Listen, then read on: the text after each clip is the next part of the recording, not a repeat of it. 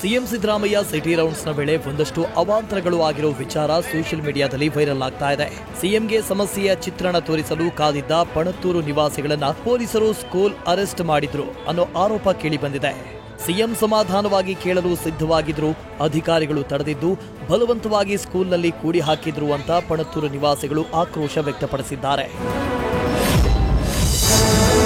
Online ಬುಕಿಂಗ್ನಲ್ಲಿ tips ಕೇಳ್ತಾ ಇದ್ದ Uber ಕಂಪನಿಗೆ ಕೇಂದ್ರ ಗ್ರಾಹಕರ ರಕ್ಷಣಾ ಪ್ರಾಧಿಕಾರ ನೋಟಿಸ್ ಜಾರಿ ಮಾಡಿ ಶಾಕ್ ಕೊಟ್ಟಿದೆ. ಬುಕಿಂಗ್ ಮಾಡುವಾಗಲೇ ಅಡ್ವಾನ್ಸ್ ಆಗಿ ಟಿಪ್ಸ್ ಕೊಟ್ರೆ ಮಾತ್ರ ಬುಕಿಂಗ್ ಅಕ್ಸೆಪ್ಟ್ ಮಾಡಲಾಗ್ತಾ ಇತ್ತು.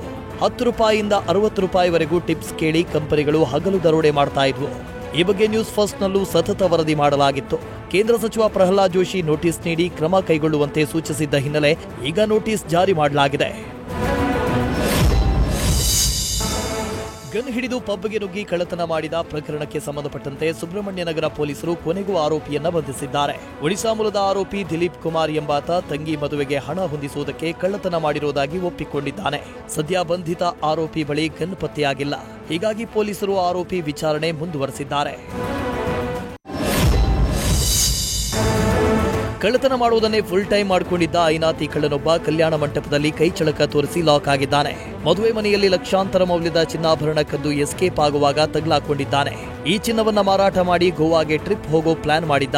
ಆದರೆ ಪ್ರಕರಣ ದಾಖಲಿಸಿಕೊಂಡ ನೆಲಮಂಗಲ ಟೌನ್ ಪೊಲೀಸರು ಸಿಸಿಟಿವಿ ಆಧರಿಸಿ ಕಳ್ಳನನ್ನ ಅರೆಸ್ಟ್ ಮಾಡಿದ್ದಾರೆ. ಸದ್ಯ ಬಂಧಿತ ಆರೋಪಿಯಿಂದ 3.5 ಲಕ್ಷ ಮೌಲ್ಯದ 40 ಗ್ರಾಂ ಆಭರಣ ವಶಕ್ಕೆ ಪಡೆದಿದ್ದಾರೆ. ನ್ಯೂಸ್ ಫಸ್ಟ್ ನಿರ್ಭೀತಿಯಿಂದ ನಿಮ್ಮ ಪರವಾಗಿ.